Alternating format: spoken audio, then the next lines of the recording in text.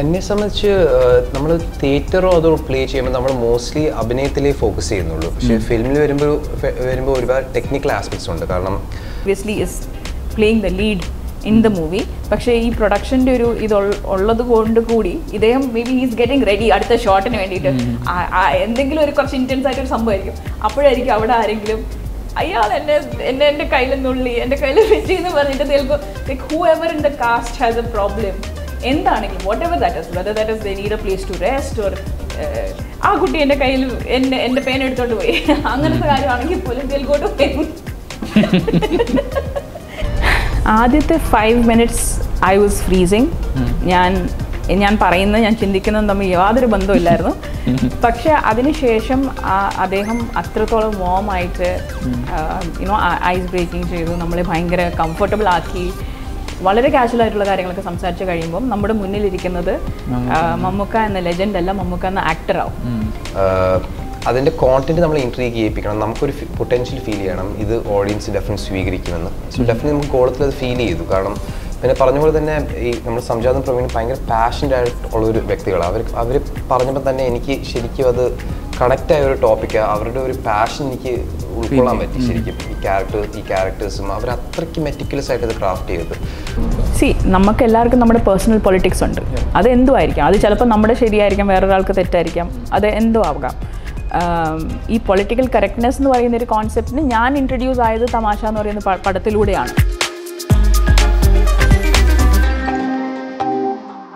രണ്ടുപേരുടെ ഭാഗത്ത് എനിക്ക് രണ്ടുപേരും ഫിലിം സ്കൂൾ ബാക്ക്ഗ്രൗണ്ട് പഠിച്ചിട്ട് ഇതിലേക്ക് ഇറങ്ങി. ഫിലിം MPhil ഒക്കെ ചെയ്ത് ആർട്സ് ആൻഡ് പെർഫോമൻസിലാണ്.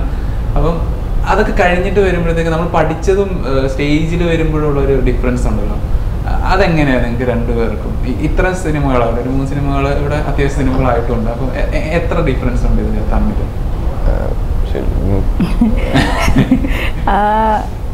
ഐ തിങ്ക് ഇതിൻ്റെ ബേസ് എന്ന് പറയുന്നത് നമുക്ക് ആസ് ആക്ടേഴ്സ് നമുക്ക് കുറച്ച് ടൂൾസ് തരികയാണ് തിയേറ്ററൊക്കെ തരുന്നത്. അത് ഓരോരുത്തർക്കും ഓരോ ഇമോഷനിൽ എത്താനായിട്ട് നമുക്ക് പല വഴികളിലൂടെ ആ ഇമോഷൻസിൽ എത്താം. അപ്പം അതിൽ ഏത് വഴിയാണ് ഈ സമയത്ത് ഈ സാഹചര്യത്തിൽ കറക്റ്റ് എന്ന് നമുക്ക് ഒരുപക്ഷെ ആ തിയേറ്ററിലൂടെ പഠിക്കുന്ന കാര്യങ്ങളാണ്. പിന്നെ ഈ കുറച്ച് എന്താ പറയുക, കുറച്ച് ടെക്നിക്കലായിട്ടുള്ള ലൈറ്റ് ക്യാച്ച് ചെയ്യുക, സ്ക്രിപ്റ്റിനെ എങ്ങനെ സമീപിക്കാം, സ്ക്രിപ്റ്റ് ബ്രേക്ക് ഡൗൺ, ക്യാരക്ടറിൻ്റെ ഒരു വേൾഡ് ബിൽഡ് ചെയ്യുന്നത്. കാരണം യൂഷ്വലി തിയേറ്ററിൽ നമുക്ക് അതിന് സമയമുണ്ട്. നമ്മൾ ചിലപ്പോൾ മാസങ്ങളോളം എടുത്ത് പ്രിപ്പയർ ചെയ്ത് പോകുന്നൊരു ഒരു ഫൈനൽ ഒരു പെർഫോമൻസ്. പിന്നെ you keep repeating that, polish ചെയ്ത് വെക്കുന്ന പെർഫോമൻസസ് ആണ്. In film you get 1 chance or sometimes retakes. പക്ഷെ അത് ആ ഒരു പർട്ടിക്കുലർ ടൈം ഫ്രെയിമിനുള്ളിൽ മാത്രം നമുക്ക് കിട്ടുന്നൊരു കാര്യമാണ്. അപ്പോൾ അത് എനിക്ക് തോന്നുന്നു എന്നെ ഒരുപാട് ഹെൽപ്പ് ചെയ്തിട്ടുള്ളത് ഈ പറയുന്ന ഫൈൻഡിങ് ഒന്ന് tools as an actor and 2 സ്ക്രിപ്റ്റിനെ എങ്ങനെ നമുക്ക് ലൈക്ക് അതിനെ അപ്രോച്ച് ചെയ്യാം, എങ്ങനെ പഠിക്കാം, നമ്മുടെ ലൈൻസ് പഠിക്കാം, അങ്ങനത്തെ കുറേ കാര്യങ്ങളിൽ it has help me a lot. പിന്നെ സെൻസ് ഓഫ് കംറാഡറി, നമ്മുടെ കോ ആക്ടേഴ്സും നമ്മുടെ കാസ്റ്റിംഗ് ക്രൂ അവരെ പിന്നെ ഈ ഒരുപാട് പേര് ഒരുമിച്ച് വരുമ്പം എങ്ങനെ അതിനെ മ്യാൻഡർ ചെയ്യാം, ടാക്കിൾ ചെയ്യാം എന്നൊക്കെ പഠിച്ചത് ഒരുപക്ഷെ ഞാൻ അവിടെ നിന്നായിരിക്കും. എന്നെ സംബന്ധിച്ച് നമ്മൾ തിയേറ്ററോ അതോ പ്ലേ ചെയ്യുമ്പോൾ നമ്മൾ മോസ്റ്റ്ലി അഭിനയത്തിലേ ഫോക്കസ് ചെയ്യുന്നുള്ളൂ. പക്ഷേ ഫിലിമിൽ വരുമ്പോൾ ഒരുപാട് ടെക്നിക്കൽ ആസ്പെക്ട്സ് ഉണ്ട്. കാരണം ഏത് ആംഗിളിലാണ് വെക്കുന്നത്, ഇങ്ങനത്തെ ഒരു ഷോട്ട് മിഡ് ഷോട്ടാണോ വൈറ്റ് ഷോട്ടാണോ, കോണ്ടിന്യൂറ്റി പിടിക്കണം, അങ്ങനെ ഒരുപാട് ടെക്നിക്കൽ ആസ്പെക്ട്സ് നമ്മൾ നമ്മുടെ മൈൻഡിൽ സെറ്റാക്കി വെക്കണം അഭിനയത്തിൻ്റെ കൂടെ തന്നെ. അപ്പോഴത്തേക്ക് ഞാൻ കുറച്ച് ഷോർട്ട് ഫിലിംസ് ചെയ്തിട്ടുണ്ട്. പക്ഷേ എന്നാലും ഒരു ഫീച്ചർ ഫിലിം സെറ്റ് എന്ന് പറഞ്ഞാൽ കംപ്ലീറ്റ്ലി ഡിഫറെൻ്റ് ആണ്. 100 കൂട്ടം ടെക്നീഷ്യന്മാരും ക്രൂ മെമ്പേഴ്സും ലൈറ്റിംഗ് ശരിയാവണം. സോ മൈക്ക് ചെയ്തപ്പോൾ എനിക്ക് അതിൻ്റെ ഒരു ഇനിഷ്യൽ ബാധ്യത ഉണ്ടായിരുന്നു. പക്ഷേ അത് പിന്നെ ചെയ്തും തോറും എനിക്കത് കുറച്ചുകൂടി എക്സ്പീരിയൻസ്ഡ് ആയി. പക്ഷേ മെയിൻ ഡിഫറൻസ് എന്ന് പറഞ്ഞാൽ നമ്മൾ മോസ്റ്റ്ലി തിയേറ്റർ ചെയ്യുമ്പോൾ മോസ്റ്റ്ലി നമുക്കൊരു മാർക്കിംഗ് ഉണ്ടായിരിക്കും. പിന്നെ അതൊരു 1 stretch പെർഫോമൻസാണ്, റീടേക്സ് കിട്ടത്തില്ല. സോ അതും അതിൻ്റെ ഒരു ഡെഫിനറ്റ്ലി ദാറ്റ്സ് അത് ബീസ്റ്റ് ബൈ ഇറ്റ്സെൽഫ്. ശരിക്കും പറഞ്ഞാൽ അതിന് വേറെ ഒരുപാട് പണിയെടുക്കണം. പക്ഷേ കുറച്ചുകൂടി ടെക്നിക്കൽ ആസ്പെക്ട്സ് ഫോക്കസ് ചെയ്യാനുള്ള ഒരു വേദിയാണ് ഫിലിമും കൂടെ. എനിക്ക് ആദ്യം അതിൻ്റെ നോളജ് ഇല്ലായിരുന്നു. പിന്നെ ഞാൻ ചെയ്ത് അതും കുറച്ച്, കാരണം ചിലപ്പം ഒരു ഭയങ്കര ഒരു വളരെ വലിയൊരു ജിപ്പ് ഷോട്ടോ അത് ഭയങ്കര ഫാസ്റ്റ് ഷോട്ടോ ആണെങ്കിൽ നമുക്ക് അത്രയ്ക്ക് സ്ട്രെയിൻ ചെയ്ത് ഇമോഷൻ്റെ ആവശ്യമില്ല. ചിലപ്പോൾ അതിൻ്റെ ഒരു പരിധി മീറ്റർ പിടിച്ചാൽ മതിയായിരുന്നു. ചിലപ്പോൾ ഒരു മിഡ് ഷോട്ടിലോ ക്ലോസ് റേഞ്ചിലോ അത് പിടിച്ചാൽ മതിയായിരുന്നു. അതോ കോണ്ടിന്യൂറ്റിങ് സെയിം ആയിട്ടുള്ള കാര്യമാണ്. അതൊക്കെ അതിൻ്റെ നോളജൊക്കെ എനിക്ക് വരുന്നത് ശരിക്കും പറഞ്ഞാൽ ഈ ഫിലിം ഇൻഡസ്ട്രിയിൽ കയറിയിട്ട് ഞാൻ എന്താ പറഞ്ഞ ആക്ട് ചെയ്ത് തുടങ്ങിയപ്പോഴാണ് ശരിക്കും. ഒരു ആക്ടറിനെ സംബന്ധിച്ച് ഏറ്റവും ഇമ്പോർട്ടൻ്റ് ആയ കാര്യമാണ് പ്രൊഡക്ഷൻ എന്ന് പറയുന്ന സംഭവം. അപ്പം അത് എത്രമാത്രം ഹെൽപ്പ് ചെയ്യുന്നുണ്ട് നമ്മൾ ഈ അടുത്ത സിനിമകളിലേക്ക്? കാരണം വെറൈറ്റി ഓഫ് സബ്ജക്റ്റ് നമ്മുടെ മുമ്പിലേക്ക് വരുന്നുണ്ട്, പക്ഷേ ഇതിനകത്ത് നിന്നൊക്കെ നമുക്ക് പറ്റിയതും അല്ലെങ്കിൽ നമുക്ക് ഇൻട്രസ്റ്റിംഗ് ആയിട്ട് നമ്മൾ കുക്ക് ചെയ്യുന്ന സബ്ജക്റ്റ് ചൂസ് ചെയ്യാവുന്നൊരു സംഭവം ഉണ്ടല്ലോ, അത് എത്രമാത്രം ഹെൽപ്ഫുൾ ആണ് ശരിക്കും പ്രൊഡക്ഷനോ? സോ ബേസിക്കലി ഇത് പ്രൊഡ്യൂസ് ചെയ്ത എൻ്റെ പേരൻസ് ആൻഡ് ജീവ. സോ നമ്മളൊരു പടം എടുക്കുമ്പോൾ ഡെഫിനറ്റ്ലി അതിൻ്റെ കോണ്ടന്റ് തന്നെയാണ് പ്രധാനം. കാരണം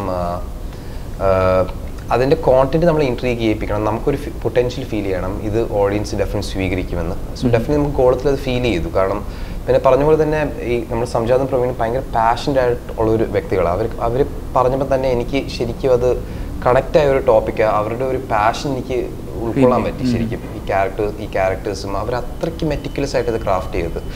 സോ നമ്മുടെ ബാനറിൽ ഇങ്ങനത്തെ ഒരു പടം വരുന്നത് ഒരു ഭയങ്കര പ്രൈഡ്, നമുക്ക് ഒരുപാട് പ്രൈഡ് തരുന്ന ഒരു സംഭവമാണ്. ഞങ്ങൾക്ക് ഒരുപാട് പൊട്ടൻഷ്യൽ ഫീൽ ചെയ്തു. സോ അങ്ങനത്തെ ഒരു ബാനർ ഓഫ് റെക്കഗ്നിഷൻ തന്നെ ഞാൻ വിശ്വസിക്കുന്നത്. I think you are the best person to answer that. So you go ahead. I think actually എന്നെ ഏറ്റവും കൂടുതൽ സർപ്രൈസ് ചെയ്ത ഫാക്ടർ എന്താണെന്ന് വെച്ച് കഴിഞ്ഞാൽ, നമ്മൾ 30ഓളം ദിവസം വി ഷോട്ട് ദെയർ ആൻഡ് ഇതൊരു ഡെബ്യൂ ഫസ്റ്റ് ടൈം ഡയറക്ടറിൻ്റെ ഒരു ഫിലിമാണ്. ആൻഡ് അവിടെ വി ഹാഡ് നമ്മുടെ ഉദയേട്ടനുണ്ടായിരുന്നു എക്സിക്യൂട്ടീവ് ആയിട്ടെങ്കിലും. When I have like rarely seen both of them come on set. Like usually ഒരു ഡെബ്യൂ ഡയറക്ടറിൻ്റെ മൂവി എന്ന് പറയുമ്പോൾ you expect production to have a lot of say, they want to be controlling. പക്ഷേ this was I saw absolute freedom and absolute conviction probably in the directors and trust in the team. അതുകൊണ്ടായിരിക്കാം ഒരു പക്ഷേ they were like, and they were just generally very nice and just very like, and when I say present, maybe not physically. For example, I remember with Ranjit there was ഉണ്ടാകുന്ന ഒരു extra ഒരു സ്റ്റെപ്പാണെന്ന് വെച്ച് കഴിഞ്ഞാൽ, Ranjith obviously is playing the lead in the movie. പക്ഷേ ഈ പ്രൊഡക്ഷൻ്റെ ഒരു ഉള്ളത് കൊണ്ട് കൂടി ഇദ്ദേഹം may be he's getting ready അടുത്ത ഷോട്ടിന് വേണ്ടിയിട്ട്. എന്തെങ്കിലും ഒരു കുറച്ച് ഇൻറ്റൻസ് ആയിട്ടൊരു സംഭവമായിരിക്കും. അപ്പോഴായിരിക്കും അവിടെ ആരെങ്കിലും അയാൾ എൻ്റെ കയ്യിൽ നുള്ളി, എൻ്റെ കയ്യിൽ വെച്ച് എന്ന് പറഞ്ഞിട്ട് തേൽക്കും. Like whoever in the cast has a problem, എന്താണെങ്കിലും whatever that is, whether that is they need a place to rest or ആ കുട്ടി എൻ്റെ കയ്യിൽ എൻ്റെ പേന എടുത്തോണ്ട് പോയി, അങ്ങനത്തെ കാര്യമാണെങ്കിൽ പോലും they'll go to him to find a solution for it, which is nice because he is also a very nice person. അപ്പോൾ ആർക്ക് എന്ത് പ്രശ്നം ഉണ്ടെങ്കിലും ഒബ്വിയസ്ലി അത് എത്ര പെട്ടെന്ന് വേണമെങ്കിലും സോൾവ് ആക്കി കൊടുക്കുക. Because he's like I'm there and I can sort it for you എന്നുള്ള രീതിയിൽ he solves it for people. പക്ഷെ I feel as an actor you are also burdened by this additional thing that everybody is gonna run to you. പക്ഷെ I think overall the production was quite smooth in terms of അത് അവിടെ ഒരു സ്പേസിൽ വെച്ചിട്ടുണ്ട്. ആ ഒരു സ്പേസിൻ്റെ ഒരു പക്ഷേ ലൈക്ക് ഈ പറയുന്ന പോലെ ഒരു ഫസ്റ്റ് ടൈം ഡയറക്ടറിനും ഇങ്ങനെ ഒരു ക്രൂവിനെയും trust ചെയ്ത് to let them do what you know their vision is. I think that's quite something. Chinnu എന്ന ആർട്ടിസ്റ്റിലേക്ക് ഞാൻ കുഞ്ഞിലേക്ക് ഞാൻ തിരിച്ചല്ല, കുട്ടിക്കാലത്തേക്ക് തിരിച്ചു പോവാണ്. കുഞ്ഞല്ല, പണ്ട് നമ്മളൊരു കണ്ടൊരു സ്വപ്നം അല്ല, സിനിമയിൽ കണ്ട ഒരാളോട് അഭിനയിക്കണമെന്ന് ആഗ്രഹം തോന്നുന്നു. അത് റിയൽ ലൈഫിൽ എന്ത് നടക്കുമെന്ന് അറിയാണ്ട് സിനിമയിൽ വരുന്നു. പിന്നീട് അങ്ങോട്ട് പോകുമ്പോഴത്തേക്ക് ഒരു ദിവസം അദ്ദേഹം തന്നെ അദ്ദേഹത്തിന്റെ സിനിമയിൽ പറയുന്നു ഇങ്ങനെ ഒരാളുണ്ട്, കൊള്ളാം, എടുക്കാമെന്ന് പറയുന്നു. ആ മൊമെന്റ് ശരിക്കും വന്ന അവിടെ കാതലിന്റെ സെറ്റ് ചെന്ന് ആദ്യത്തെ ഷോട്ട് എടുക്കുമ്പോൾ എങ്ങനെയാണ് ശരിക്കും വർക്കായത്? ആദ്യത്തെ 5 minutes ഐ വാസ് ഫ്രീസിങ്. ഞാൻ പറയുന്നത് ഞാൻ ചിന്തിക്കുന്നത് തമ്മിൽ യാതൊരു ബന്ധമില്ലായിരുന്നു. പക്ഷെ അതിനുശേഷം അദ്ദേഹം അത്രത്തോളം വാമായിട്ട് യുനോ ഐസ് ബ്രേക്കിംഗ് ചെയ്തു, നമ്മളെ ഭയങ്കര കംഫർട്ടബിൾ ആക്കി, വളരെ കാഷ്വൽ ആയിട്ടുള്ള കാര്യങ്ങളൊക്കെ സംസാരിച്ച് കഴിയുമ്പോൾ നമ്മുടെ മുന്നിലിരിക്കുന്നത് മമ്മൂക്ക എന്ന ലെജൻഡ് അല്ല, മമ്മൂക്ക എന്ന ആക്ടർ ആവും. അപ്പോൾ പിന്നെ നമ്മുടെ പരിപാടി is just reacting to that acting prowess. So അത് was the most easiest thing under the sun. പക്ഷെ എനിക്ക് പേഴ്സണലി അത് put a lot of perspective. ഞാൻ എന്നൊരു ആക്ടറിനെ ഞാൻ തന്നെ അംഗീകരിച്ചത് ഒരു പക്ഷേ അതിനൊക്കെ ശേഷമായിരിക്കും. അതിൽ തന്നെ ഒരു കാര്യമുണ്ട്, അതായത് തമാശയ്ക്ക് ശേഷമാണ് എൻ്റെ പൊളിറ്റിക്കൽ സ്റ്റേറ്റ്മെൻറ്റുകളും അതിനെപ്പറ്റി ഞാൻ ഇതായത്. പക്ഷേ ഇൻ ദ ഇവോൾവിങ്ങിൽ എനിക്ക് മനസ്സിലായി ചില സിനിമകളുടെ ഭാഗമാകുക എന്ന് പറയുന്നത് അങ്ങനെയല്ല. നമ്മൾ ആർട്ടിസ്റ്റ് എന്ന നിലയിൽ അങ്ങനെ ചില തീരുമാനങ്ങൾ എടുക്കേണ്ടി വരുന്നു. ഈ ഇപ്പോഴത്തെ ഒരു നമ്മുടെ ഒരു ഫിലിമിൻ്റെ സെറ്റപ്പിൽ അത് ആ ഒരു ലൈൻ തന്നെ പിടിക്കുന്നതായിരിക്കും നല്ലതെന്ന് തോന്നുന്നുണ്ടോ? നമുക്ക് എല്ലാവർക്കും നമ്മുടെ പേഴ്സണൽ പൊളിറ്റിക്സ് ഉണ്ട്. അത് എന്തോ ആയിരിക്കാം, അത് ചിലപ്പോൾ നമ്മുടെ ശരിയായിരിക്കാം, വേറൊരാൾക്ക് തെറ്റായിരിക്കാം, അത് എന്തോ ആകാം. ഈ പൊളിറ്റിക്കൽ കറക്റ്റ്നെസ് എന്ന് പറയുന്ന ഒരു കോൺസെപ്റ്റിന് ഞാൻ ഇൻട്രൊഡ്യൂസ് ആയത് തമാശ എന്ന് പറയുന്ന പടത്തിലൂടെയാണ്. ആ പടം ഹാൻഡിൽ ചെയ്ത കാര്യം, അതിനെ കുറേ കൂടെ അവെയർ ആയിട്ട് ഇത് നമ്മൾ we should stand up for this, we should not let people treat us as a doormat എന്ന് എനിക്ക് സ്വന്തമായിട്ട് ബോധം കുറച്ചും കൂടി സ്ട്രോങ് ആയിട്ട് വരുന്നതും ഞാനത് ലൈഫിൽ ഇത് ചെയ്യുന്നതും ആക്ച്വലി തമാശയ്ക്ക് ശേഷമാണ്. പക്ഷേ ഇന്ന് ഐ ഓൾസോ നോ ദാറ്റ് എനിക്ക് ഒരു വളരെ ഒരു ഗ്രേ ഷെയ്ഡുള്ളൊരു കഥാപാത്രം എന്ന് വെച്ചാൽ പൊളിറ്റിക്കലി ഭയങ്കര റോങ് ആയിട്ടുള്ളൊരു ക്യാരക്ടറായിരിക്കാം. ഒരു കൊലപാതകി ഒരിക്കലും പൊളിറ്റിക്കലി കറക്റ്റ് ആവില്ലായിരിക്കും. പക്ഷെ അതിനെ നമ്മൾ ഗ്ലോറിഫൈ ചെയ്യുന്നിടത്താണ് പ്രശ്നം വരിക. ഇപ്പം ലോകത്ത് മോശം കാര്യങ്ങൾ ചെയ്യുന്ന ഒരുപാട് പേരുണ്ട്. അവരെ നമുക്ക് സിനിമയിൽ കാണിക്കാതിരിക്കാം എന്ന് ഒന്നും ഞാൻ വിശ്വസിക്കുന്നില്ല. അവരെ സിനിമയിൽ കാണിക്കണം. പക്ഷെ കാണിക്കുമ്പോൾ അവർ എന്താ പറയുക, ഹീറോ അല്ലെങ്കിൽ അവർ നമ്മൾ വേർഷിപ്പ് ചെയ്യേണ്ട, അവർ ചെയ്യുന്ന ശരി ഗ്ലോറിഫൈ ചെയ്തൊരു ക്യാരക്ടർ ആവാതിരുന്നാൽ മതി എന്ന് ഞാൻ വിശ്വസിക്കുന്നു. അപ്പോൾ അതാണ് എൻ്റെ പെർസ്പെക്റ്റീവ്. അത്തരം സിനിമകൾ എനിക്ക് ഈ പറയുന്ന ഫിലിമിൻ്റെ ഓവറോൾ മെസ്സേജിങ് ഓക്കെയാണ്. ആ പറയുന്ന ഇപ്പം ഞാൻ ചെയ്യുന്ന ക്യാരക്ടർ അതിപ്പോൾ കുറച്ച് നെഗറ്റീവ് ആയിട്ടുള്ളൊരു ക്യാരക്ടർ ആണെങ്കിൽ പോലും അതിനെ ഗ്ലോറിഫൈ ചെയ്യാതിരുന്നു കഴിഞ്ഞാൽ I'm excited to do something like കുറച്ച് എക്സെൻട്രിക് ആയിട്ടുള്ള കുറച്ച് വട്ടകൾ. I don't think that usage is correct. അത് കട്ട് ചെയ്യും. I'm quite excited to do something eccentric actually. അപ്പോൾ അത് എക്സെൻട്രിസിറ്റി നെഗറ്റീവ് ആയിരിക്കണം എന്നല്ല, but I'm just saying അങ്ങനെ എന്തെങ്കിലും ഒരു കാര്യങ്ങളൊക്കെ എക്സ്പ്ലോർ ചെയ്യാൻ എവറിബഡി ഈസ് ഇൻട്രസ്റ്റഡ്. അത് എൻ്റെ പൊളിറ്റിക്സ് ഞാൻ ഇങ്ങനെ കണ്ടെത്തുന്നത്. ഇത് നമ്മൾ പറഞ്ഞാൽ തന്നെ അതിന്റെ സ്റ്റോറി ബോർഡ് വന്നപ്പോൾ തന്നെ ഇതിലൊരു ആദ്യം എന്റെ രൂപം വെച്ച് ഇങ്ങനെ ഉണ്ടാക്കുക. അപ്പൊ ഇന്ന് ഇപ്പം ഇതിന്റെ ഒരു പ്രൊമോഷൻ സ്ട്രാറ്റജി ആയിട്ട് കൊണ്ടുവന്നേക്കുന്നത് ഒരു AR ഓഗ്മെന്റഡ് റിയാലിറ്റി പരിപാടിയാണ്. ഈ പ്രൊമോഷൻ ലെവൽ നെക്സ്റ്റ് ലെവലിലേക്ക് കൊണ്ടുപോകുക എന്നുള്ളത് അത് നമ്മുടെ ഭാഗമാണ്. അത് എങ്ങനെയാണ് സംഭവിച്ചത്? ഡെഫിനറ്റ്ലി നമ്മൾ കാരണം the end of the day നമ്മൾ ഓഡിയൻസിന്റെ കയ്യിൽ എങ്ങനെ ഈ പടം എത്തിക്കുക എന്ന് നമ്മൾ പ്രൊമോഷൻ നമ്മൾ ആലോചിക്കുന്നത്. അപ്പോൾ ഡെഫിനറ്റ്ലി നമ്മൾ ഒരുപാട് വെറൈറ്റി ആയിട്ടുള്ള ഐഡിയാസ് നമ്മൾ എക്സ്പെരിമെന്റ് ചെയ്യുക. ഇങ്ങനെ എനിക്ക് തോന്നുന്നു AR ഓഗ്മെന്റഡ് റിയാലിറ്റി മലയാളത്തിൽ ഇതുവരെ പടം ചെയ്തിട്ടില്ലെന്ന് എൻ്റെ ഒരു അറിവിൽ. അപ്പോഴത്തേക്ക് അതിലൊരു പുതുമയുണ്ട്. കാരണം പറഞ്ഞ പോലെ നമ്മളെ പടം തന്നെ ഒരു ഫുൾ ഞങ്ങൾ വിശ്വസിക്കുന്ന ഒരു പുതിയ എക്സ്പീരിയൻസ് ആയിരിക്കും നിങ്ങളത് കാണുന്നത്. നിങ്ങൾ ഓബിയസ്ലി ഒരുപാട് ത്രില്ലർ പടങ്ങളുണ്ട്, നല്ല ത്രില്ലർ പടങ്ങളുണ്ട്. പക്ഷെ അതിൽ നിന്ന് മാറി നിന്ന് ഒരു പുതിയ എക്സ്പീരിയൻസ് തരാനാണ് ഞങ്ങൾ നോക്കിയത്. അങ്ങനത്തെ ഒരു പരിപാടി തന്നെ AR ഓഗ്മെന്റഡ് റിയാലിറ്റി. അത് നമ്മുടെ മാർക്കറ്റിംഗ് ഹെഡ് സംഗീതത്തിന്റെ ഐഡിയ ആയിരുന്നു. അത് ശരിക്കും അത് വർക്കാവുന്ന ഞങ്ങളെല്ലാവരും എക്സൈറ്റ് ചെയ്യിപ്പിച്ച ഒരു പരിപാടിയാണ് അത്. നാളെ നാളത്തെ ഞാൻ കേട്ട് റിലീസ് ആവുമ്പോൾ നിങ്ങൾ മനസ്സിലാവും എന്താണ് ഈ സംഭവം എന്നുള്ളത്. അപ്പം എനിക്ക് ചുമ്മാ റിസർച്ച് ചെയ്തുകൊണ്ടിരുന്ന ഭാഗമായിട്ട് വിശേഷം എന്ന സിനിമയുടെ ഒരു ടീസർ കണ്ടു. ഭയങ്കര രസമായിട്ട് തോന്നിയ ഒരു സിനിമ. പെട്ടെന്ന് നമുക്ക് ഫീൽ ഗുഡ് തരാൻ പറ്റുന്ന ഒരു സിനിമയാണ്. എത്രമാത്രം എക്സൈറ്റഡ് ആണ് സിനിമയെ സംബന്ധിച്ച്? Very excited actually.